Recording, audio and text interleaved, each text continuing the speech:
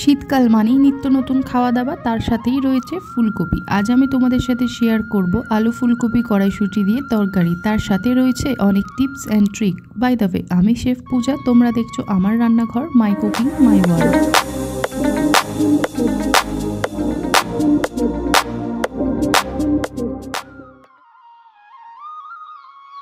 ফুলকপির তরকারি বানানোর জন্য আমি এখানে একটা বড় সাইজের ফুলকপি নিয়ে নিয়েছি, সেটাকে আমি ভালো করে কেটে নেব। তার সাথে নিয়ে নিয়েছি কিছু নতুন আলু। শীতকালে প্রত্যেকজনের কিচেনেই ফুলকপি কিন্তু থাকে, তাই ভাবলাম ফুলকপি কড়াইশুঁটি দিয়ে তরকারি তোমাদের সাথে শেয়ার করি। এবার আলুগুলোকে দেখো আমি কেটে নিলাম।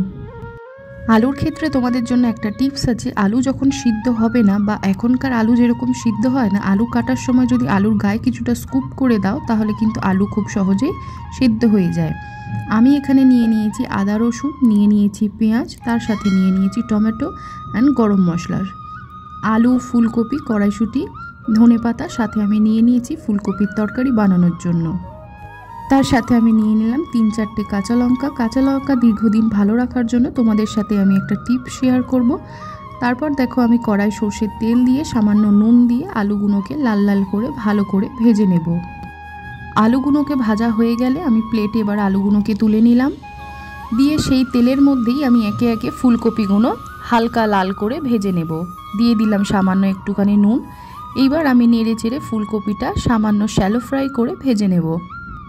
ফুলকপিগুলোকে ভাজা হয়ে গেলে সেই তেলের মধ্যে আমি দিয়ে দিলাম টমেটো, দিয়ে দিলাম বেটে রাখা মশলা। খানিকক্ষণ নেড়ে নিয়ে আমি এটার মধ্যে দিয়ে দেবো কাঁচা লঙ্কা, দিয়ে দিলাম 1 চামচ নুন। তারপরেই আমি দিয়ে দেবো 2 চামচ লঙ্কার গুঁড়ো, 2 চামচ হলুদ গুঁড়ো, হাফ চা চামচ ধনে গুঁড়ো, হাফ চা চামচ জিরে গুঁড়ো। তার সাথে আমি দিয়ে দেবো স্বাদ মতো চিনি। চিনি কিন্তু প্রত্যেকটা খাবারেই বাঙালিরা ব্যবহার করে, চিনি আর নুনের ব্যালেন্সটা ঠিক থাকে বলে। এইবার আমি দিয়ে দিলাম কড়াইশুঁটি, ওপর থেকে ছড়িয়ে দিলাম কিছুটা ধনেপাতা, ভেজে রাখা আলু দিয়ে দিলাম, ভেজে রাখা কফি দিয়ে ভালো করে কষিয়ে কিছুক্ষণ আমি এইভাবে নেড়ে দিয়ে মশলা ধোয়া জলটাকে দিয়ে দিলাম।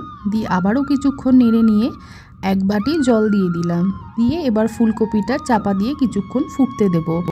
দীর্ঘদিন লঙ্কা ভালো রাখার জন্য তোমাদের সাথে টিপ শেয়ার করি। লঙ্কার বোটাগুলো ভালো করে ছাড়িয়ে নিয়ে সামান্য একটুখানি সর্ষের তেল দিয়ে এইভাবে ঝুড়ি করে রোদে রেখে দিলেই বেশ লঙ্কা অনেক দিন ভালো থাকবে।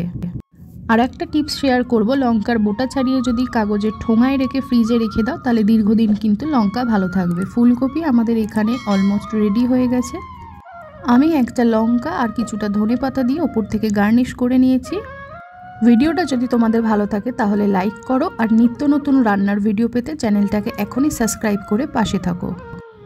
দেখা হচ্ছে নতুন কোনো রেসিপি নিয়ে। ভালো থাকবে, সুস্থ থাকবে।